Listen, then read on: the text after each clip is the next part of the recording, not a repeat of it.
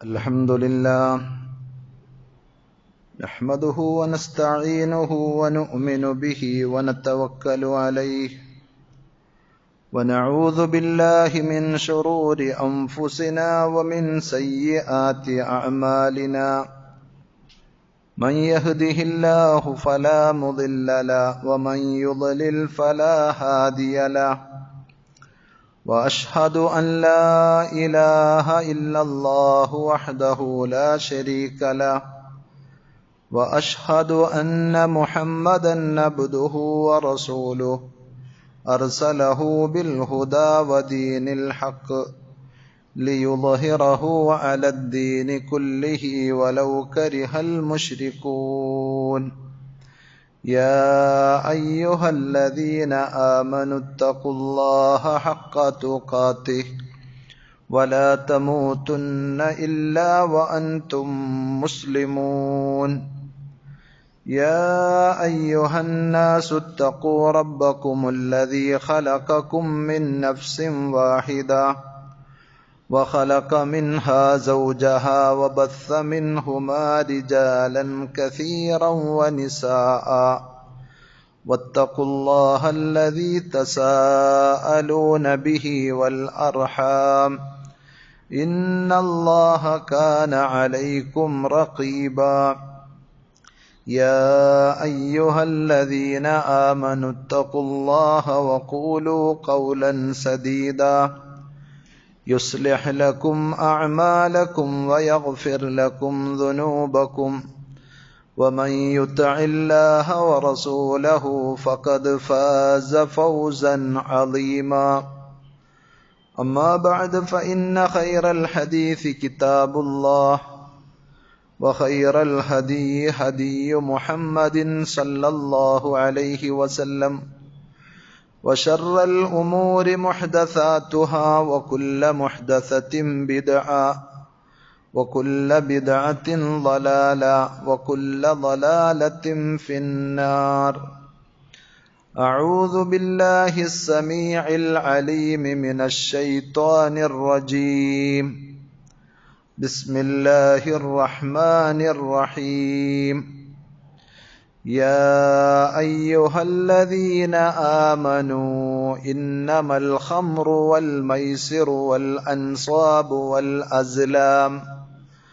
والأزلام رجس من عمل الشيطان فاجتنبوه لعلكم تفلحون. ആദരണീയരായ സഹോദരന്മാരെ, സഹോദരികളെ, അള്ളാഹുവിൻ്റെ വിധിവിലക്കുകൾ ശരിയായ രൂപത്തിൽ പഠിച്ചു മനസ്സിലാക്കുവാനും ജീവിതത്തിൻ്റെ എല്ലാ മേഖലകളിലും അവ പരമാവധി സൂക്ഷിച്ചുകൊണ്ട് പടച്ചറബിനോട് നന്ദിയുള്ളവരായി തഖ്വയിൽ അധിഷ്ഠിതമായ ജീവിതം നയിക്കാൻ പരിശ്രമിക്കണമെന്ന് സ്വന്തത്തോടെന്ന പോലെ നിങ്ങൾ ഓരോരുത്തരോടും ആമുഖമായി ഓർമ്മപ്പെടുത്തുകയാണ്, വസിയ്യത്ത് ചെയ്യുകയാണ്. റഹ്മാനായ റബ്ബ് അവൻ്റെ വിധിവിലക്കുകൾ കണിശമായി പാലിക്കുന്ന യഥാർത്ഥ മുത്തഖീങ്ങളിൽ പറയുന്ന എന്നെയും കേൾക്കുന്ന നിങ്ങൾ ഓരോരുത്തരെയും അള്ളാഹു ഉൾപ്പെടുത്തി അനുഗ്രഹിക്കുമാറാകട്ടെ. സഹോദരങ്ങളെ, നമ്മുടെ ജീവിതവും ജീവനും പടച്ച റബ്ബിൻ്റെ അതിമഹത്തായ ഒരു വരദാനമാണ്. അഥവാ ആർക്കും വിലമതിക്കാനാകാത്ത വലിയ അനുഗ്രഹങ്ങളാണ് അത് എന്നർത്ഥം. അതുകൊണ്ട് തന്നെ അത് ഫലപ്രദമായി വിനിയോഗിക്കുവാനാണ് മതം നമ്മളോട് അനുശാസിക്കുന്നത്. അതിലൂടെ ദുനിയവിയായും ഉഖറവിയായുമുള്ള ജീവിതത്തിൽ വിജയം വരിക്കുവാൻ നമ്മൾ പരിശ്രമിക്കണമെന്ന് ഖുർആൻ ഉത്ബോധിപ്പിക്കുന്നുണ്ട്.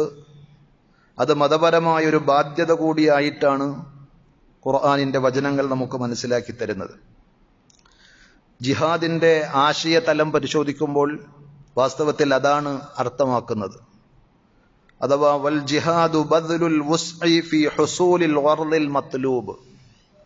നമ്മൾ നേടിയെടുക്കേണ്ടതായ ലക്ഷ്യം അത് നമുക്ക് കൈവരിക്കുവാൻ വേണ്ടി നമ്മളാൽ കഴിയുന്ന പരമാവധി പരിശ്രമം നടത്തുക എന്നാണ് അതിൻ്റെ അർത്ഥം.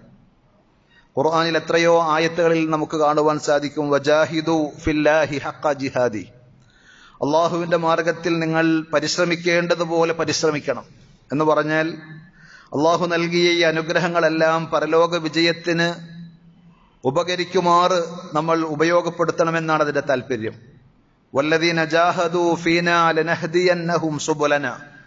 നമ്മുടെ മാർഗത്തിൽ അങ്ങനെ അത്യധ്വാനം ചെയ്യുന്ന ആളുകൾക്ക് സന്മാർഗത്തിന്റെ വഴികൾ നാം തുറന്നു കൊടുക്കും, അവരെ സന്മാർഗത്തിലൂടെ നയിക്കും എന്നും ഖുർആൻ പറയുന്നുണ്ട്. അതിനെല്ലാം പറ്റുന്ന വിധത്തിൽ സഹായകമായ ഒട്ടേറെ അനുഗ്രഹങ്ങൾ വേറെയും അള്ളാഹു നമുക്ക് നൽകിയിട്ടുണ്ട്. ബാഹ്യമായ അവയവങ്ങളായ നമ്മുടെ കണ്ണും കാതും കയ്യും കാലുമെല്ലാം പരലോകത്തെ ആ ലക്ഷ്യം നേടിയെടുക്കുവാനുള്ള റബ്ബ് നമുക്ക് നൽകിയിട്ടുള്ള അനുഗ്രഹങ്ങളുടെ ഭാഗമാണെങ്കിൽ ആന്തരികമായ കുറെ അവയവങ്ങൾ കൂടി അള്ളാഹു നമുക്ക് നൽകിയിട്ടുണ്ട്. നമ്മുടെ മസ്തിഷ്കം, ബ്രെയിൻ, അതേപോലെ തന്നെ ഹാർട്ട്, ഇങ്ങനെ തുടങ്ങി ഇന്റേണൽ ഓർഗൻസ് കുറെയുണ്ട്.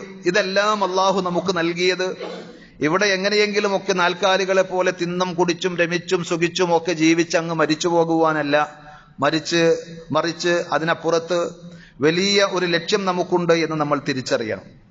എന്നാൽ ഈ പറഞ്ഞ എല്ലാ അനുഗ്രഹങ്ങളെയും എല്ലാ അവയവങ്ങളെയും നശിപ്പിക്കുന്ന, ജീവിതത്തെ തന്നെ കാർന്നു തിന്നുന്ന മഹാ അപകടകാരിയാണ് ലഹരി അഥവാ ഡ്രഗ്സ് എന്നുള്ള കാര്യം നമ്മൾ തിരിച്ചറിയേണ്ടതുണ്ട്. കുടുംബപരവും സാമൂഹികവും സാമ്പത്തികവുമായ വലിയ വലിയ നഷ്ടങ്ങളാണ് അതിലൂടെ ഉണ്ടാകുന്നത്. എത്രയെത്ര മിടുമിടുക്കരായ കുട്ടികൾ, അവരുടെ ജീവിതം പിന്നീട് നമ്മൾ കാണുന്നത് അവനാണോ അവളാണോ ഇവൾ എന്ന് ചോദിക്കുന്ന രീതിയിൽ അവരുടെ എല്ലാ പെർഫോമൻസും നഷ്ടപ്പെട്ട് അവർ ജീവച്ഛവങ്ങളായി മാറിയ അവസ്ഥയുണ്ട്. എന്താണ് കാരണം എന്ന് ചോദിച്ചാൽ ഡ്രഗ്സിന്റെ പിടുത്തത്തിൽ അവർ പെട്ടുപോയി എന്നുള്ളതാണ്. മയക്കുമരുന്നുമായി ബന്ധപ്പെട്ട് ഞെട്ടിക്കുന്ന വാർത്തകളാണ് ഓരോ ദിവസവും നമ്മുടെ ഈ കൊച്ചു കേരളത്തിൽ തന്നെ, വിശിഷ്യ നമ്മുടെ ഈ കൊച്ചു ജില്ലയിൽ തന്നെ വന്നുകൊണ്ടിരിക്കുന്നത്. മുൻകാലങ്ങളിലൊക്കെ ഒറ്റപ്പെട്ട സംഭവങ്ങളായിരുന്നു. പ്രായപൂർത്തിയായ വലിയ വലിയ ആളുകൾ, അതും രഹസ്യമായി ഒക്കെയായിരുന്നു ലഹരി ഉപയോഗിക്കുകയും മയക്കുമരുന്നിന്റെ അടിമകളായി മാറിയ ആളുകളുമൊക്കെ ഉണ്ടായിരുന്നതെങ്കിൽ ഇന്ന് സ്ഥിതി അതല്ല. ചെറിയ ചെറിയ കുട്ടികൾ സ്കൂൾ തലങ്ങളിൽ മുതൽ അത് ശീലിക്കുകയും അതിന്റെ എല്ലാം അടിമകളായി കൊണ്ടിരിക്കുകയും ചെയ്യുന്ന ഒരു സാഹചര്യത്തിലൂടെയാണ് നമ്മൾ കടന്നുപോയിക്കൊണ്ടിരിക്കുന്നത്. ഓരോ വർഷവും നമ്മുടെ ഈ കൊച്ചു കേരളത്തിൽ മാത്രം ആയിരക്കണക്കിന് ആളുകൾ ഡി അഡിക്ഷൻ സെന്ററുകളിൽ ചികിത്സ തേടിയെത്തുന്നു എന്നുള്ളതാണ് ദുഃഖകരമായ ഒരു വസ്തുത. അതിൽ പകുതിയോളം വരുന്ന ആളുകൾ 18 വയസ്സിന് താഴെയുള്ള നമ്മുടെ കൗമാരപ്രായക്കാരാണ്, കുട്ടികളാണ് എന്നറിയുമ്പോൾ നമ്മൾ കൂടുതൽ ശ്രദ്ധിക്കുകയും സൂക്ഷിക്കുകയും ചെയ്യേണ്ടതുണ്ട്. അതേപോലെ ഈ ലഹരിക്ക് പുതിയ പുതിയ രൂപങ്ങളും ഇനങ്ങളുമാണ് എന്നുള്ളത്. പണ്ട് കാലങ്ങളിൽ ഉള്ളതുപോലെ ചുരുട്ടി വലിക്കുവാൻ മാത്രം പറ്റുന്ന ഏതെങ്കിലും കഞ്ചാവോ ഹഷീഷോ പോലെയുള്ള അവസ്ഥയിൽ നിന്ന് മാറി ഇതിന്റെയൊക്കെ പുതിയ പുതിയ രൂപങ്ങൾ എന്താണ് എന്ന് ചോദിച്ചാൽ സിന്തറ്റിക് ഡ്രഗ്സ് വന്നതോടുകൂടി അഥവാ രാസലഹരി വന്നതോടുകൂടി ആരാണത് ഉപയോഗിക്കുന്നത് എന്ന് പോലും അറിയാത്ത, ഒരു സ്മെല്ലോ ഒരു പ്രത്യേകതയോ ഒന്നും നമുക്ക് പ്രത്യേകിച്ച് ദർശിച്ചറിയാൻ സാധിക്കാത്ത രൂപത്തിൽ അത് അങ്ങനെ വ്യാപിച്ചുകൊണ്ടിരിക്കുകയാണ്. ഉപയോഗിക്കുന്നവരെ കണ്ടാൽ അത് ഉപയോഗിച്ചിട്ടുണ്ട് എന്ന് പോലും നമുക്ക് അറിയാൻ കുറെ പ്രയാസമെടുക്കുന്ന അവസ്ഥയിലാണുള്ളത്. പെട്ടെന്നറിയാൻ പറ്റാത്ത പല രൂപത്തിലും പല പേരുകളിലും ഇന്നത് സുലഭമാണ് എന്നുള്ളത് നമ്മളെ ഞെട്ടിപ്പിക്കേണ്ട സംഗതിയാണ്. പൗഡർ രൂപത്തിലും ഗുളികകളായിട്ടും ഇഞ്ചക്ഷനായിട്ടും എന്തിനേറെ സ്റ്റാമ്പ് രൂപത്തിലും പുകയായിട്ടുമൊക്കെ അത് കിട്ടും. അത് ഉപയോഗിക്കുമ്പോൾ അതിനേക്കാൾ അപ്പുറത്ത് ഐ ഡ്രോപ്സ്, നമ്മുടെ കണ്ണിൽ ഒരു വേദനയോ കടച്ചിലോ ചൊറിച്ചിലോ ഒക്കെ ഉണ്ടായാൽ നമ്മൾ ഒറ്റിക്കുന്ന ആ തുള്ളിമരുന്ന് രൂപത്തിൽ പോലും ഈ സാധനം ലഭ്യമാണ് എന്ന് പറയുമ്പോൾ എത്രമാത്രം അത് വ്യാപിച്ചിരിക്കുന്നു, അല്ലെങ്കിൽ നമ്മുടെ സമൂഹത്തെ ഗ്രസിച്ചിരിക്കുന്നു എന്ന് നമുക്ക് മനസ്സിലാക്കാൻ സാധിക്കും. ഒരു പ്രാവശ്യമെങ്ങാനും ആരെങ്കിലും അത് ഉപയോഗിച്ചാൽ തന്നെ അതിന്റെ മായാവലയത്തിൽ കുടുങ്ങുമെന്നതാണ് അതിന്റെ അപകടമായി വിഷയകമായി അറിവുള്ള ആളുകൾ നമുക്ക് പറഞ്ഞു തരുന്ന സംഗതി. അതില്ലാത്ത സ്ഥിതി അവർക്ക് സങ്കല്പിക്കുവാൻ പോലും പറ്റാത്ത അവസ്ഥയിൽ അതിന്റെ അഡിക്ഷൻ, അതിന്റെ അഡിക്റ്റ് ആകുന്ന അവസ്ഥയിലേക്ക് അവരെത്തും. മതം മുമ്പേ ഇതിനോടൊക്കെ നോ പറഞ്ഞിട്ടുണ്ട് എങ്കിലും മതമൊക്കെ ഒരു മോശമായ സംഗതിയായി കാണുന്ന പുരോഗമനത്തിന്റെ പേരിൽ അതെല്ലാം ഒഴിവാക്കി 6-ാം നൂറ്റാണ്ടിലെ നിയമം ഞങ്ങളോട് പറയേണ്ടതില്ല എന്ന് പറയുന്ന പുതിയ തലമുറയിലാണ് ഇത്തരം ദുരന്തങ്ങൾ വ്യാപിക്കുന്നത് എന്നുള്ള കാര്യം നമ്മൾ തിരിച്ചറിയണം. പരിശുദ്ധ ഇസ്ലാം ഇതൊന്നും വേണ്ട എന്ന് പറഞ്ഞത് ഏതെങ്കിലും വൈകാരികമായി ആരെങ്കിലും വാശി പിടിച്ചു പറഞ്ഞൊരു നിയമമൊന്നുമല്ല, അള്ളാഹുവിന്റെ നിയമമാണ്. അത് ഹിഫ്ദുൽ അഖൽ, മനുഷ്യന്റെ സവിശേഷമായ പടച്ചറബ് നൽകിയ ബുദ്ധിയെ സംരക്ഷിക്കുവാൻ വേണ്ടിയിട്ടുള്ള നിയമമാണ്. അതേപോലെ തന്നെ ഹിഫ്ളുൻ നഫ്സ്, അള്ളാഹു മനുഷ്യജീവന് വലിയ വിലയും പ്രാധാന്യവും നൽകിയിട്ടുണ്ട്. ആ മനുഷ്യ ശരീരത്തെ, അവരുടെ ജീവനെ സംരക്ഷിക്കുവാൻ വേണ്ടിയിട്ടുള്ളതാണ്. അതേപോലെ ഹിഫ്ളുൽ മാൽ, സമ്പത്ത് ഇസ്ലാമികമായി വിലയുള്ള പരിഗണിക്കപ്പെടേണ്ട സംഗതിയാണ്. അത് സംരക്ഷിക്കണം. അനാവശ്യമായി ചെലവഴിച്ച് സമൂഹത്തിൽ അപകടങ്ങൾ ഉണ്ടാക്കുന്ന, വ്യക്തിക്ക് ദൂഷ്യമുണ്ടാക്കുന്ന അത്തരം ഹീനമായ പ്രവൃത്തികളിലേക്കൊന്നും പോകരുത് എന്നുള്ളത് കൊണ്ടാണ് ഇസ്ലാം അതിനോടൊക്കെ നോ പറഞ്ഞത്. അതേപോലെ വഹിമായത്തുൽ മുജ്തമ, സമൂഹത്തെ സംരക്ഷിക്കുക എന്നത് ഇസ്ലാമിക നിയമങ്ങളുടെ അടിസ്ഥാനപരമായ ലക്ഷ്യങ്ങളിൽ ഒന്നാണ്. ആ മദ്യപിക്കുന്ന അല്ലെങ്കിൽ ലഹരി ഉപയോഗിക്കുന്ന, മയക്കുമരുന്ന് ഉപയോഗിക്കുന്ന കേവലം ഒരു വ്യക്തിയിൽ മാത്രമല്ല അതിന്റെ അപകടങ്ങൾ കുടികൊള്ളുന്നത്. അയാളും അയാളുടെ കുടുംബവും അയാൾ ബന്ധപ്പെടുന്ന സമൂഹവും എല്ലാം അതിന്റെ അനർത്ഥങ്ങളിൽ, അപകടങ്ങളിൽ ഇരയാകുമെന്നുള്ളത് കൊണ്ട് ഇങ്ങനെ പല ഹിക്മത്തുകളും ഇസ്ലാം പറഞ്ഞ ആ നിയമത്തിന്റെ പിന്നിലുണ്ട് എന്നുള്ളത് കൊണ്ട് മുമ്പേ ഇസ്ലാം അതിശക്തമായി അതിനെ വിലക്കിയിട്ടുണ്ട്. ഞാൻ തുടക്കത്തിൽ ഓതി വെച്ച സൂറത്തുൽ മാഇദയിലെ 90-ാമത്തെ ആയത്ത് വളരെ വ്യക്തമായി അള്ളാഹു നമ്മെ അറിയിക്കുകയാണ്. യാ അയ്യുഹല്ലദീന ആമനു, അല്ലയോ വിശ്വാസികളെ, ഈമാനുള്ള സത്യവിശ്വാസികളെ, അള്ളാഹു പറഞ്ഞതിൽ വിശ്വാസമുള്ള, പടച്ചവന്റെ വേദഗ്രന്ഥങ്ങൾ പറഞ്ഞു തന്ന കാര്യങ്ങളെ സത്യപ്പെടുത്തുന്ന, അമ്പിയാക്കന്മാർ അറിയിച്ച കാര്യങ്ങളിൽ സംശയങ്ങളില്ലാത്ത വിശ്വാസികളെ വിളിച്ചുകൊണ്ട് അള്ളാഹു പറയുകയാണ്, ഇന്നമൽ ഖംറു വൽ മൈസിറു വൽ അൻസാബു വൽ അസ്ലാമു റിജ്സും മിൻ അമലി ശൈത്താൻ. മദ്യം, ചൂതാട്ടം, അതേപോലെ തന്നെ പ്രതിഷ്ഠകൾ, അതേപോലെ ഭാഗ്യനിർഭാഗ്യങ്ങൾ പരിശോധിക്കുവാൻ വേണ്ടി അന്നുപയോഗിച്ച അമ്പുകൾ, ഇങ്ങനെ ഇസ്ലാമികമല്ലാത്ത ഈ പ്രവർത്തനങ്ങളെ എല്ലാറ്റിനെയും എടുത്തു പറഞ്ഞുകൊണ്ട് അള്ളാഹു പരിചയപ്പെടുത്തിയത് ഇതൊക്കെ റിജ്സും മിൻ അമലി ശൈത്താൻ, പിശാചിന്റെ പ്രവർത്തനങ്ങളുടെ വൃത്തികെട്ട അഴുക്കുകളാണ്, മാലിന്യങ്ങളാണ് എന്നാണ്. അതുകൊണ്ട് ഫജ്തനിബൂഹു, വിശ്വാസികളെ നിങ്ങൾ അത് ഒഴിവാക്കണം. ലഅല്ലക്കും തുഫ്ലിഹൂൻ, നിങ്ങൾക്ക് വിജയിക്കാൻ വേണ്ടി. ദുനിയാവിലും നിങ്ങൾക്ക് വിജയിക്കാം, പരലോകത്തും വിജയിക്കാം. അതുകൊണ്ട് പരിശുദ്ധ ഖുർആൻ പറഞ്ഞതാണ്, അത്തരം ലഹരി പദാർത്ഥങ്ങളുമായി, മയക്കുമരുന്നുമായി വിശ്വാസികൾക്ക് ആർക്കും ഒരു ബന്ധമുണ്ടാകുവാൻ പാടില്ല. പരിശുദ്ധ ഖുർആൻ തന്നെ പറഞ്ഞു, വലാ തുൽഖൂ ബിഐദീകും ഇല തഹ്ലുക, അല്ലാഹു നിങ്ങൾക്ക് നൽകിയ അനുഗ്രഹങ്ങളെയെല്ലാം തട്ടിത്തെറിപ്പിച്ച് നിങ്ങളുടെ കൈകളെ നിങ്ങൾ നാശങ്ങളിലേക്ക് കൊണ്ടുപോയി ഇടരുത് എന്നാണ്. വഅഹ്സിനു ഇന്നല്ലാഹ യുഹിബ്ബുൽ മുഹ്സിനീൻ, മറിച്ച് സ്വന്തത്തോടും സമൂഹത്തോടും എല്ലാം നിങ്ങൾ കടമകളുള്ള, കടപ്പാടുകളുള്ള, നന്മകൾ ചെയ്യുന്ന ആളുകളായിരിക്കണം. അത്തരം ആളുകളെയാണ് അള്ളാഹുവിന് ഇഷ്ടം എന്ന് പരിശുദ്ധ ഖുർആനിലെ സൂറത്തുൽ ബഖറയിൽ 195-ാമത്തെ ആയത്തിൽ നമുക്ക് വായിക്കുവാൻ സാധിക്കും. നബി സല്ലല്ലാഹു അലൈഹി വസല്ലമയുടെ ദൗത്യവുമായി ബന്ധപ്പെട്ട് സൂറത്തുൽ അഅറാഫിലെ 157-ാമത്തെ ആയത്ത് പ്രതിപാദിക്കുമ്പോൾ പറഞ്ഞ ശ്രദ്ധേയമായ ഒരു ഭാഗം, വയുഹില്ലു ലഹുമുത് ത്വയ്യിബാത്ത്, വിശിഷ്ടമായ നല്ലതൊക്കെയും ആ പ്രവാചകൻ നിങ്ങൾക്ക് അനുവദിച്ച് വകവെച്ച് തന്നിട്ടുണ്ട്. വയുഹർരിമു അലൈഹിമുൽ ഖബായിസ്, വൃത്തികെട്ട അഴുക്കുകളായ മാലിന്യമായ സംഗതികൾ അത് പാടില്ല എന്നും ആ പ്രവാചകൻ വിലക്കിയിട്ടുണ്ട് എന്നാണ്. അതുകൊണ്ട് നബി സല്ലല്ലാഹു അലൈഹി വസല്ലം മദ്യം വിലക്കിയപ്പോൾ മദ്യപാനി അല്ലെങ്കിൽ ലഹരി ഉപയോഗിക്കുന്ന ആളുകൾ സ്വർഗത്തിൽ പ്രവേശിക്കുകയില്ല എന്ന് തീർത്തു പറഞ്ഞു. അവർക്ക് നരകത്തിന്റെ ദുർനീർ, ആളുകളുടെ ശരീരത്തിൽ നിന്ന് പൊട്ടിയൊലിക്കുന്ന ചലവും ചോരയും കലർന്ന അങ്ങേയറ്റം ദുർഗന്ധം വമിക്കുന്ന തീനത്തുൽ ഖബാൽ അവരെ കുടിപ്പിക്കും എന്ന് നബി സല്ലല്ലാഹു അലൈഹി വസല്ലം പറഞ്ഞു. ആ പ്രവാചകൻ തന്നെ പറഞ്ഞതാണ്, അൽ ഖംറു ഉമ്മുൽ ഖബായിസ്, എല്ലാ വൃത്തികേടുകളുടെയും മാതാവാണ്, സംഗമ ഭൂമിയാണ് വാസ്തവത്തിൽ ലഹരി എന്നത്, മദ്യം എന്നത്. മദ്യം എന്ന് പറയുമ്പോൾ ഒഴിച്ചു കുടിക്കുന്ന മദ്യമാണ്, കള്ളാണ്, അല്ലെങ്കിൽ ബ്രാൻഡിയാണ്, അതുപോലെയുള്ള സംഗതികളാണ് എന്നാരും ധരിക്കേണ്ടതില്ല. അത് മാത്രമല്ല, ഉമർ ഇബ്നുൽ ഖത്താബ് റളിയല്ലാഹു അൻഹു തന്നെ പറഞ്ഞത്, അൽ ഖംറു കുല്ലു മാ ഖാമറൽ അഖ്ൽ, മനുഷ്യന്റെ ബുദ്ധിയെ മറക്കുന്ന, അതിന് അപകടം വരുത്തുന്ന എല്ലാ സംഗതികളും ഈ പറഞ്ഞ മദ്യത്തിന്റെ, ലഹരിയുടെ ആ വകുപ്പിൽ വരുമെന്നാണ്. അപ്പോ ഏതെല്ലാം ലഹരികളാണെങ്കിലും, നേരത്തെ പറഞ്ഞതുപോലെ പൗഡർ ആണെങ്കിലും, ഗുളികയാണെങ്കിലും, ഇഞ്ചക്ഷൻ ആണെങ്കിലും, സ്റ്റാമ്പ് ആണെങ്കിലും, അതല്ലെങ്കിൽ പുകയാണെങ്കിലും, തുള്ളിമരുന്നുകൾ പോലെയുള്ളതാണ് എങ്കിലും, ഏതെല്ലാം വകഭേദത്തിലാണെങ്കിലും ലഹരി ഉണ്ടാക്കുന്നതാണോ അതെല്ലാം മദ്യം അല്ലെങ്കിൽ ഖംറ് എന്ന ആ പദത്തിൽ ലഹരിയുടെ എല്ലാറ്റിനെയും ഇസ്ലാം ഉൾക്കൊള്ളിച്ചിട്ടുണ്ട് എന്നാണ്. ലഹരിയുമായി ബന്ധപ്പെട്ട് 10ഓളം ആളുകളെ നബി സല്ലല്ലാഹു അലൈഹി വസല്ലം അറിയിച്ചു അള്ളാഹു ശപിച്ചതായി. അള്ളാഹുവിന്റെ ലഅനത്ത് കിട്ടാതെ അതുമായി ബന്ധപ്പെട്ട് ഒരു കാര്യത്തിലേക്കും പോകുവാൻ സാധിക്കുകയില്ല എന്നാണ്.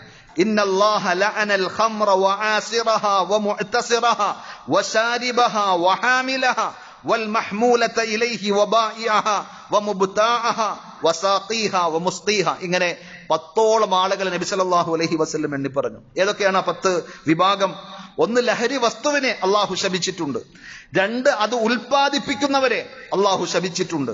അത് ഉണ്ടാക്കാൻ ആവശ്യപ്പെടുന്നവരെ അള്ളാഹു ശപിച്ചിട്ടുണ്ട്. അത് വിൽപ്പന നടത്തുന്ന ആളുകളെ അള്ളാഹുവിന്റെ ലഅനത്ത് തേടിയെത്തും. അത് വാങ്ങുന്നവരെയും അള്ളാഹു ശപിച്ചിട്ടുണ്ട്. അത് എത്തിച്ചു കൊടുക്കുന്ന കാരിയറായിട്ടുള്ള ആളുകൾ, ഒന്നും അറിയണ്ട, നീ ആ പൊതി അവിടെ കൊണ്ടുപോയി കൊടുത്താൽ മതി എന്ന് പറഞ്ഞ് പൊതി എത്തിക്കുന്ന ആളുകൾ ഉണ്ടെങ്കിൽ അവരെയും അള്ളാഹു ശപിച്ചിട്ടുണ്ട് എന്ന്. ആർക്ക് വേണ്ടിയാണോ എത്തിച്ചു കൊടുക്കുന്നത് അവിടെ വാങ്ങാൻ നിൽക്കുന്ന ആളുകൾ, അവരെയും അള്ളാഹു ശപിച്ചിട്ടുണ്ട്. ആ വരുമാനം ഉപയോഗിക്കുന്ന ആകിലു സമനിഹ, അതിന്റെ വരുമാനം, ആ പൈസ വെച്ച് ജീവിക്കുന്ന, അതിലൂടെ കാര്യങ്ങൾ നിർവഹിക്കുന്ന ആളുകളെയും അള്ളാഹു ശപിച്ചിട്ടുണ്ട്. അതേപോലെ ലഹരി ഉപയോഗിക്കുന്നവരെയും ഉപയോഗിക്കാൻ ഒരുക്കി കൊടുക്കുന്ന, സൗകര്യങ്ങൾ ഉണ്ടാക്കി കൊടുക്കുന്നവരെയും എല്ലാം, ഇങ്ങനെ 10 വിഭാഗം ആളുകളെ നബി സല്ലല്ലാഹു അലൈഹി വസല്ലം ആ ലഹരിയുമായി ബന്ധപ്പെട്ട് ശപിച്ചതായി, അള്ളാഹുവിന്റെ ലഅനത്തുള്ളതായി അറിയിച്ച ഹദീസുകൾ നമുക്ക് കാണുവാൻ സാധിക്കും. അഥവാ ഇതിന്റെ എല്ലാറ്റിന്റെയും വാതിലടക്കുകയാണ് ഇസ്ലാം. സദ്ദുദ്ദറാഇ, തിന്മയിലേക്കുള്ള എല്ലാ വഴികളും ബന്ധിക്കുക എന്ന ഇസ്ലാമിന്റെ അടിസ്ഥാനപരമായ നിയമമാണ് നമുക്ക് അവിടെ കാണുവാൻ സാധിക്കുന്നത്. കാരണം എന്താണ് എന്ന് ചോദിച്ചാൽ, ഇത്രമാത്രം ഗൗരവത്തിൽ പരിശുദ്ധ ഇസ്ലാം ലഹരിയെയും മദ്യത്തെയും മയക്കുമരുന്നിനെയും ഒക്കെ കാണുവാനുള്ള കാരണം ഇന്ന് വിവരമുള്ള ആളുകളൊക്കെ സമ്മതിക്കും. ഒരു നാടിനെ അല്ലെങ്കിൽ ഒരു സമൂഹത്തെ, ഒരു വിഭാഗത്തെ തകർക്കാൻ ആറ്റം ബോംബുകളുടെ ആവശ്യമില്ല. മിസൈലുകളും അതേപോലെ തന്നെ വേറെ ഏതെങ്കിലും യുദ്ധവിമാനങ്ങളോ ആയുധങ്ങളോ ഒന്നും ആവശ്യമില്ല. അവർക്ക് യഥേഷ്ടം ലഹരി കിട്ടുവാൻ പറ്റുന്ന രീതിയിൽ ഒഴുക്കാൻ നമുക്ക് സാധിച്ചാൽ ഏത് രാജ്യത്തെയും, ഏത് സമൂഹത്തെയും, ഏത് ജനതയെയും നിഷ്പ്രയാസം നശിപ്പിച്ച് കളയാൻ സാധിക്കുമെന്ന് ശത്രുക്കൾ മനസ്സിലാക്കിയിട്ടുണ്ട്. അതുകൊണ്ട് തന്നെ നമ്മുടെ ഈ സാഹചര്യത്തിൽ നമ്മുടെ മക്കളും വരും തലമുറയും നശിക്കാതിരിക്കാൻ നാം ഒരുമിച്ച് ജാഗ്രത പാലിക്കേണ്ടതുണ്ട്. പിടിച്ചു കെട്ടണം ഈ സാമൂഹ്യ വിപത്തിനെ, ലഹരിയാകുന്ന ഈ സാമൂഹ്യ വിപത്തിനെ പിടിച്ചു കെട്ടാൻ ജാതി മത വ്യത്യാസമില്ലാതെ, രാഷ്ട്രീയപരമായ അഭിപ്രായ വ്യത്യാസങ്ങളില്ലാതെ എല്ലാവരും ഒന്നിച്ചു നിന്ന് ആ തിന്മയെ തല്ലിക്കെടുത്തുവാൻ നമുക്ക് സാധിച്ചിട്ടില്ലെങ്കിൽ നമ്മുടെ വളർന്നു വരുന്ന മക്കളിലേക്കും അത് പെട്ടെന്ന് എത്തുമെന്നുള്ള കാര്യം നമ്മൾ തിരിച്ചറിയണം. എന്റെ മക്കളൊക്കെ കൃത്യമായി പള്ളിയിൽ പോകുന്നവരാണ്, അവർ മദ്രസയിൽ പോയിട്ടുണ്ട് എന്നൊന്നും പറഞ്ഞിട്ട് കാര്യമില്ല. അവർ ഏതെങ്കിലും ആപത്തിലും അപകടത്തിലേക്കും ചെന്ന് വീണതിന് ശേഷം തിരിച്ചു കൊണ്ടുവരാൻ പറ്റാത്ത ഘട്ടത്തിൽ നമ്മൾ കൈകടിച്ചിട്ട് പ്രയാസപ്പെടേണ്ടതില്ല എന്നുള്ളത് കൊണ്ടാണ് ഇത്രയും ഗൗരവത്തിൽ അത് ഉണർത്തുവാൻ ആഗ്രഹിക്കുന്നത്. അതേപോലെ സഹോദരങ്ങളെ, ആർക്കെങ്കിലും ഒക്കെ ഇതിന്റെ പേരിൽ എന്തെങ്കിലും നയാ പൈസ നക്കാപ്പിച്ച കിട്ടുന്നുവെങ്കിൽ, ഞാനത് കണ്ടിട്ടൊന്നും മിണ്ടുന്നില്ല, പ്രത്യേകിച്ച് ഞാനതുമായി സഹകരിക്കുന്നില്ല എന്ന് പറയുകയാണെങ്കിൽ പോലും കൊടും ക്രൂരതയാണ് അവർ ചെയ്യുന്നത്. എന്തുകൊണ്ടെന്ന് ചോദിച്ചാൽ, മറ്റു പല ആളുകളുടെയും ജീവനും ചോരയും ശവവുമാണ് അവരുടെ പോക്കറ്റിലേക്ക്, അക്കൗണ്ടിലേക്ക് എത്തുന്ന ആ പണം എന്ന് തിരിച്ചറിയാൻ സാധിച്ചാൽ, എനിക്ക് കോടികൾ കിട്ടിയാലും ലഹരിയുമായി ബന്ധപ്പെട്ട് ഒന്നിനും ഞാൻ ഒത്താശ ചെയ്യുകയില്ല, സഹകരിക്കുകയില്ല എന്നൊരു വിശ്വാസിക്ക് പറയാൻ സാധിക്കണം. അതേപോലെ മനുഷ്യസ്നേഹികളായ ആർക്കും അത് പറയാൻ സാധിക്കണം. ഇത് സമൂഹത്തിൽ ഇത്രയേറെ പ്രചരിക്കുവാനുള്ള കാരണങ്ങൾ കണ്ടെത്തി വേരോടെ പിഴുതെറിയുവാൻ സാധിക്കുമ്പോഴാണ് ഭരണകൂടത്തിന് ആ ഉത്തരവാദിത്തം പൂർണ്ണമായി നിർവഹിക്കുവാൻ സാധിച്ചു എന്ന് പറയുവാൻ കഴിയുകയുള്ളൂ. എന്തുകൊണ്ടാണെന്ന് ചോദിച്ചാൽ, ഞാൻ നേരത്തെ സൂചിപ്പിച്ചു, മതം ഇതൊക്കെ നിഷിദ്ധമാണ്, പാടില്ല എന്ന് വളരെ നൂറ്റാണ്ടുകൾക്ക് മുമ്പ് പറഞ്ഞിട്ടുണ്ടെങ്കിലും ധാർമ്മികതയെ കുഴിച്ചു മൂടുവാൻ മത്സരിക്കുകയാണ് ഇന്ന് ആധുനിക തലമുറ. ലിബറൽ ചിന്തകളുമായി, അതേപോലെ തന്നെ ദൈവം അല്ലെങ്കിൽ മതം, വേദഗ്രന്ഥം, പ്രവാചകൻ ഇതൊക്കെ കേൾക്കുമ്പോൾ ഞെറ്റി ചൊളിക്കുന്ന ആളുകൾ വളർന്നു വരുന്നുണ്ടെങ്കിൽ സ്വാഭാവികമായും ഇത്തരം ദുരന്തങ്ങൾ അവിടെയെല്ലാം ഉണ്ടാകും. കാരണം അവർ പറയുന്നത് മൈ ബോഡി മൈ റൈറ്റ്, എന്റെ ശരീരം അത് എന്റെ അവകാശമാണ്, മൈ റൂൾസ് മൈ ചോയ്സ്, എന്റെ നിയമങ്ങളൊക്കെ ഞാൻ തന്നെ തെരഞ്ഞെടുക്കുന്നത്, നിങ്ങൾ ആരും ഉപദേശിക്കാനും നന്നാക്കാനൊന്നും വരേണ്ടതില്ല, എനിക്ക് പ്രായപൂർത്തിയായിട്ടുണ്ട്, കാര്യങ്ങൾ മനസ്സിലാക്കാനുള്ള കഴിവുണ്ട്, അതുകൊണ്ട് ഉസ്താദുമാരും വരണ്ട, ടീച്ചർമാരും അധ്യാപകരും എന്നെ ഉപദേശിക്കാൻ വരേണ്ട, സമൂഹത്തിലെ മുതിർന്നവരും ഞങ്ങളുടെ വിഷയത്തിൽ ഇടപെടേണ്ടതില്ല എന്ന് പറയുന്ന ആളുകൾ നമ്മുടെ സമൂഹത്തിലുണ്ട്. സഹോദരങ്ങളെ, ജീവിതം ഒന്നേയുള്ള, അത് അടിച്ചു പൊളിക്കുക എന്നതാണ് അവരുടെ മുദ്രാവാക്യം. ഈ ആശയം പ്രചരിക്കുമ്പോൾ സ്വാഭാവികമായും അവർ ഉപദേശങ്ങളെ വെറുക്കും. അവരുടെ സൗകര്യങ്ങൾക്കും ആനന്ദങ്ങൾക്കും സന്തോഷങ്ങൾക്കും ഒക്കെ തടസ്സം നിൽക്കുന്നവരാണ് നമ്മൾ എന്ന് അവർ തെറ്റിദ്ധരിക്കുകയും മുദ്രകുത്തുകയും ചെയ്തുകൊണ്ട് ഇതൊക്കെ അവർ വളരെ അലർജിയോടുകൂടി കാണുകയും ഇതിനെതിരിലുള്ള ഭാഗത്തേക്ക് അവർ ഓടി അടുക്കുകയും ചെയ്യുകയാണ്. അതേപോലെ തന്നെ വമ്പൻ വിപണി, ലോകത്തെ ഏറ്റവും കൂടുതൽ സാമ്പത്തിക ക്രയവിക്രയങ്ങൾ നടക്കുന്ന ബിസിനസ്സുകൾ നമ്മൾ പരിശോധിച്ചാൽ ഒന്ന് ആയുധ കച്ചവടമാണെങ്കിൽ മറ്റൊന്ന് ലഹരിയാണ്, മറ്റൊന്ന് സൗന്ദര്യവർദ്ധക വസ്തുക്കളുടെ ഉപയോഗങ്ങളും അതിന്റെ പരസ്യങ്ങളും ഒക്കെയാണ്. അപ്പോ വലിയ ലാഭം ഇവിടെ നടക്കുന്നുണ്ട്, വലിയ കച്ചവടം ഇവിടെ നടക്കുന്നുണ്ട്. ഒരു മാസം കൊണ്ട് നമ്മൾ അധ്വാനിച്ച് നേടുന്ന വരുമാനം ഒരൊറ്റ ദിവസം കൊണ്ട് ഇതിലൂടെ നേടിയെടുക്കുവാൻ സാധിക്കുമെന്ന് അറിയുമ്പോൾ സ്വാഭാവികമായും മതമില്ലാത്ത, പരലോകത്തെക്കുറിച്ച് ചിന്തയില്ലാത്ത, വിചാരണയെക്കുറിച്ചും സ്വർഗ നരകങ്ങളെക്കുറിച്ചും ചിന്തയും പഠനവും നടത്തിയിട്ടില്ലാത്ത ആളുകൾക്ക് അവർ ലാഭം കിട്ടുന്ന വഴിക്ക് പോകും. അതേപോലെ നമ്മുടെ നാടുകളിലൊക്കെയുള്ള നിയമങ്ങളുടെ ദുർബലത ഇത് പ്രചരിക്കാൻ, പഠനാൻ ഏറെ സഹായകമായിട്ടുണ്ട്. ഇവിടെ നടക്കുന്ന പലതും പിടിക്കപ്പെടുന്നില്ല എന്ന് മാത്രമല്ല, പലതരത്തിലുള്ള അഡ്ജസ്റ്റ്മെന്റുകളും ഇതിന്റെ പിന്നാമ്പുറങ്ങളിൽ നടക്കുന്നുണ്ട് എന്നതാണ്. ഇനി പിടികൂടിയാൽ തന്നെ രക്ഷപ്പെടുത്താൻ ആളുകളുണ്ട് എന്നറിയുമ്പോൾ സ്വാഭാവികമായും ധൈര്യത്തോടു കൂടിയാണ് പോലീസുകാരോടും ഉദ്യോഗസ്ഥന്മാരോടും ഒക്കെ അവർ സംസാരിക്കുന്നത്, തട്ടിക്കയറുന്നത്. നിങ്ങളുടെ തൊപ്പി തെറിപ്പിക്കാൻ പറ്റുന്ന ആളുകൾ ഞങ്ങളുടെ കൂടെയുണ്ട് എന്നാണ് അവർ പറയുന്നത്. അതുകൊണ്ട് അതിന്റെ അപകടങ്ങൾ എത്രമാത്രം താഴ്ന്ന് വേരുകളായി ഇറങ്ങിയിട്ടുണ്ട് എന്ന് നമ്മൾ തിരിച്ചറിയണം. അപ്രകാരം തന്നെ ആവശ്യക്കാരുടെ വർധനവ്, ജീവവായു വില കൊടുത്ത് വാങ്ങേണ്ട അവസ്ഥ വന്നാൽ എന്തായിരിക്കും അവസ്ഥ? നമ്മൾ എന്തും വിറ്റും പെറുക്കിയും അത് വാങ്ങും, കാരണം ശ്വാസം കിട്ടണമെങ്കിൽ. ഇതുപോലെ ജീവവായുവിനെ പോലെ അല്ലെങ്കിൽ അതിനേക്കാൾ ആവശ്യമായി ലഹരിയെ ഇന്ന് സമൂഹം കാണുന്നു. അതുകൊണ്ട് എന്ത് വില കൊടുത്തും അത് വാങ്ങാൻ, കുടുംബം വിറ്റിട്ടാണെങ്കിലും അവർക്കത് കിട്ടണം. അതിന്റെ അടിമകളായി തീർന്ന ആളുകളെ സംബന്ധിച്ചിടത്തോളം അങ്ങനെയാണ്. അത് കിട്ടാൻ ഇനി സ്വന്തം ഉമ്മയുടെ കഴുത്തറക്കേണ്ടി വന്നാൽ അറക്കാൻ മടിയില്ലാത്ത മക്കൾ നമ്മുടെ നാട്ടിലുണ്ട്. മലയാളികൾക്കിടയിൽ അത് വാർത്തയായി വന്നതാണ്. നമ്മൾ ചിലപ്പോൾ വായിച്ച് അല്ലെങ്കിൽ വാർത്തകൾ കേട്ട് തള്ളിയിട്ടുണ്ടാകും. നമ്മുടെ വീടകങ്ങളിലേക്ക് ഇത്തരം ദുരന്തങ്ങൾ കടന്നു വരുമ്പോൾ മാത്രമാണ് നമ്മൾ ഉറക്കിൽ നിന്ന് ഞെട്ടിയുണർന്ന് വാവിട്ട് കരയുന്നുണ്ടാവുക. പക്ഷേ അതിനു മുമ്പ് നമ്മുടെ കുടുംബത്തെയും നമ്മുടെ മക്കളെയും നമ്മുടെ വരും തലമുറയെയും സംരക്ഷിക്കാൻ നേരത്തെ സൂചിപ്പിച്ചതുപോലെ ഉണർന്ന് നമ്മൾ പ്രവർത്തിക്കേണ്ടതുണ്ട്. അതേപോലെ നമ്മുടെ മക്കളുടെയൊക്കെ കൂട്ടുകെട്ടുകൾ, ഇതൊന്നും ഉപയോഗിക്കാത്ത ആളുകൾ കൊള്ളരുതാത്തവനാണ്, അവനൊന്നും ഈ നൂറ്റാണ്ടിൽ ജീവിക്കേണ്ടവനല്ല, 6-ാം നൂറ്റാണ്ടിലേക്ക് വണ്ടി കയറേണ്ടവനാണ് എന്ന് പറഞ്ഞ് അപഹസിക്കുന്ന, പുച്ഛിക്കുന്ന ആളുകളാണ് ഇന്നത്തെ ന്യൂജൻ തലമുറയിൽ നമുക്ക് കാണുവാൻ സാധിക്കുന്നത്. ഇത് നമ്മൾ തിരിച്ചറിഞ്ഞില്ലെങ്കിൽ സഹോദരങ്ങളെ, തീർച്ചയായും നമുക്ക് തീർത്താൽ തീരാത്ത വലിയ നഷ്ടമായിരിക്കും ഉണ്ടാവുക. കുട്ടികളെ ബോധവൽക്കരിക്കുവാൻ നമുക്ക് സാധിക്കണം. അവരെ കണ്ണികളാക്കി വലിയ ബിസിനസ് റാക്കറ്റുകൾ ഇവിടെ നടക്കുന്നു. കാരണം ചെറിയ കുട്ടികളെ സംബന്ധിച്ച് സംശയിക്കുകയില്ല, അവർ ലഹരി ഉപയോഗിക്കുമെന്നോ ലഹരിയുടെ കച്ചവടക്കാരാണ് എന്നോ ആരും സംശയിക്കുകയില്ല. അവരോട് എന്തു പറയും? മോന് നല്ലൊരു മിഠായി തരാം, ചോക്ലേറ്റ് തരാം, അല്ലെങ്കിൽ പോക്കറ്റ് മണിയായി 50-100 രൂപ തരാം, ഈ പൊതി ഇന്ന ചേച്ചിക്ക് അല്ലെങ്കിൽ ചേട്ടന് കൊണ്ടുപോയി ഇത്താക്ക് കൊണ്ടുപോയി കൊടുത്താൽ മതി എന്ന് പറയുമ്പോൾ അവരുടെ കളിസ്ഥലങ്ങളിൽ എത്തിക്കുന്ന ആളുകളുണ്ട്. അവർ പഠിക്കുന്ന ക്യാമ്പസുകളിൽ അത് യഥേഷ്ടം എത്തിച്ചു കൊടുക്കുവാൻ ആളുകളുണ്ട്. ഉത്സവങ്ങളിലും ആഘോഷ പരിപാടികളിലുമൊക്കെ ഇതിന്റെ യഥേഷ്ടമുള്ള കൈമാറ്റങ്ങൾ നടക്കുന്നു എന്നുള്ളതാണ് ദുഃഖകരമായൊരു വസ്തുത. അതുകൊണ്ട് സഹോദരങ്ങളെ, വിശ്വാസികൾ എന്നുള്ള നിലയിൽ സമൂഹത്തെ നേരെ ചൊവ്വെ നടന്ന് സമാധാനത്തോടുകൂടി കാണണമെന്ന് ആഗ്രഹിക്കുന്ന ഏതൊരാളും ഇതിന്റെ ദുരന്തത്തെ സംബന്ധിച്ച് മനസ്സിലാക്കി ആ തിന്മകൾക്കെതിരെ പ്രതികരിക്കാൻ തയ്യാറാകണം. അത് മതപരമായി കൂടിയുള്ള നമ്മുടെ ഒരു ബാധ്യതയാണ്. ഇവിടത്തെ ഭരണകൂടത്തിന്റെയും സമൂഹത്തിന്റെയും നന്മയ്ക്ക് വേണ്ടി പ്രവർത്തിക്കുന്നു എന്നതിനേക്കാൾ അപ്പുറത്ത് ഒരു വിശ്വാസിയെ സംബന്ധിച്ചിടത്തോളം ഇത്തരം തിന്മകൾക്കെതിരെ അതിശക്തമായ നിലപാടെടുത്തുകൊണ്ട് മുന്നിൽ ഉണ്ടാവുക എന്നത് മതപരമായി കൂടിയുള്ള നമ്മുടെ ഒരു ബാധ്യതയാണ്. നബി സല്ലല്ലാഹു അലൈഹി വസല്ലം പറഞ്ഞില്ലേ, മൻ റആ മിൻകും മുൻകറൻ ഫൽയുഗയ്യിറുഹു ബിയദി.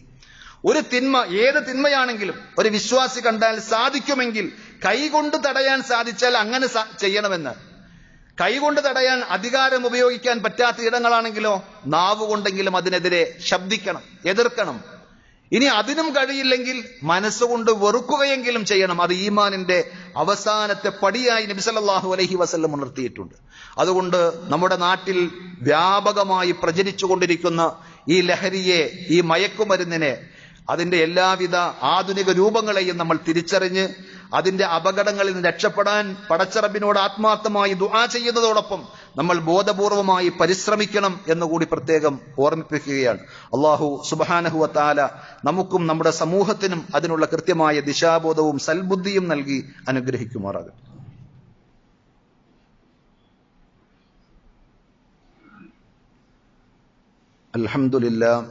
അൽഹംദുലില്ലാഹി റബ്ബിൽ ആലമീൻ വസ്സലാത്തു വസ്സലാമു അലാ അഷ്റഫിൽ അംബിയാഇ വൽ മുർസലീൻ നബിയ്യിനാ മുഹമ്മദിൻ വഅലാ ആലിഹി വഅസ്ഹാബിഹി വസല്ലമ തസ്ലീമൻ കസീറാ.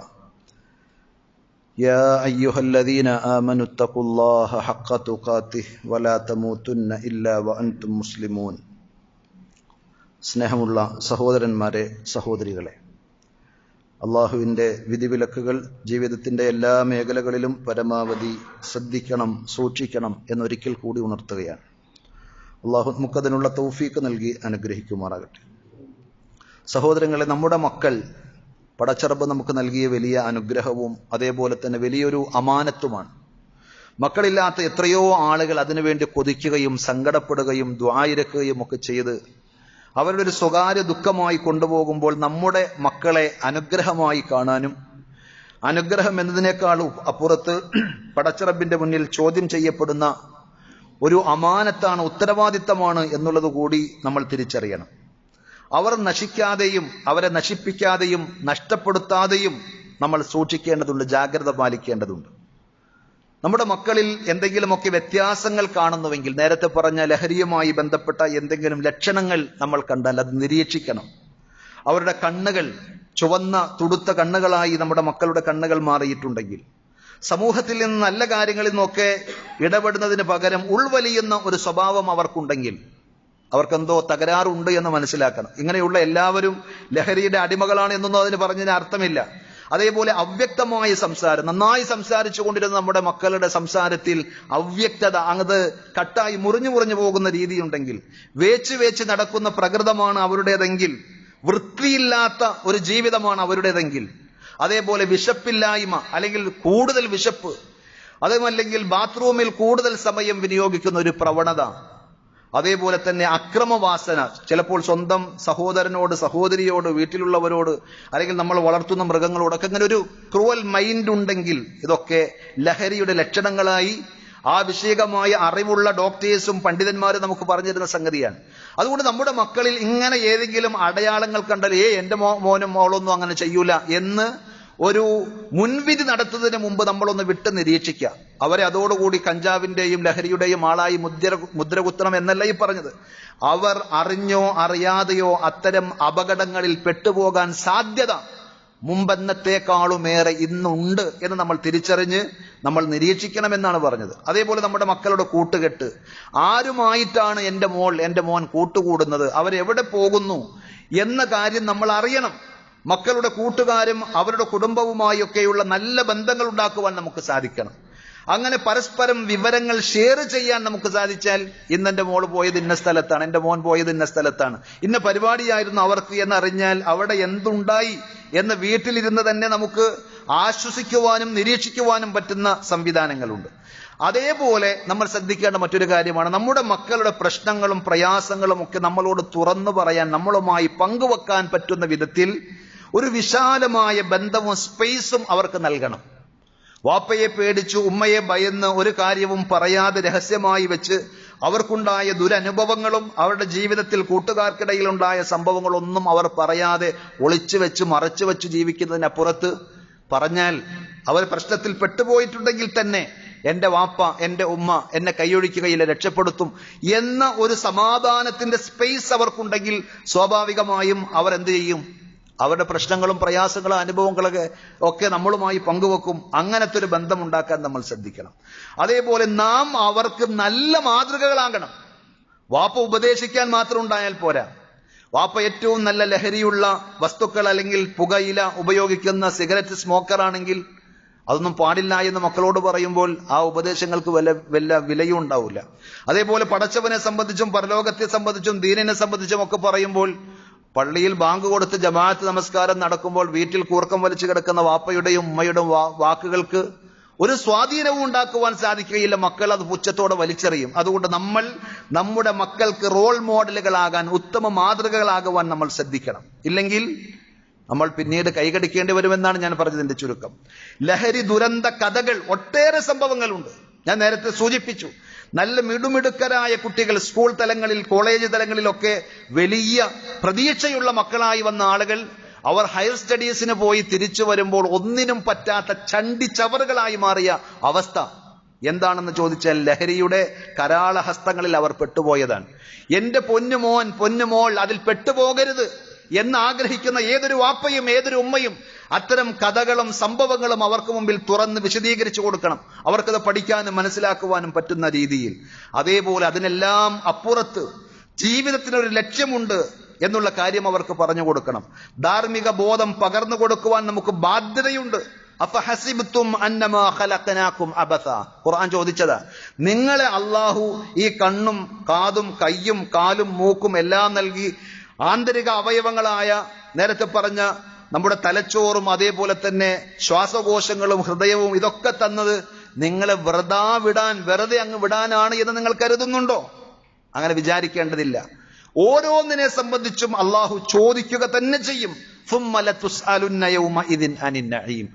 തീർച്ചയായും എല്ലാ അനുഗ്രഹങ്ങളെ സംബന്ധിച്ചും ഉറപ്പായും റബ്ബ് ചോദിക്കുക തന്നെ ചെയ്യുമെന്ന് ഖുർആൻ ഉറപ്പിച്ചു പറഞ്ഞ സംഗതിയാണ്.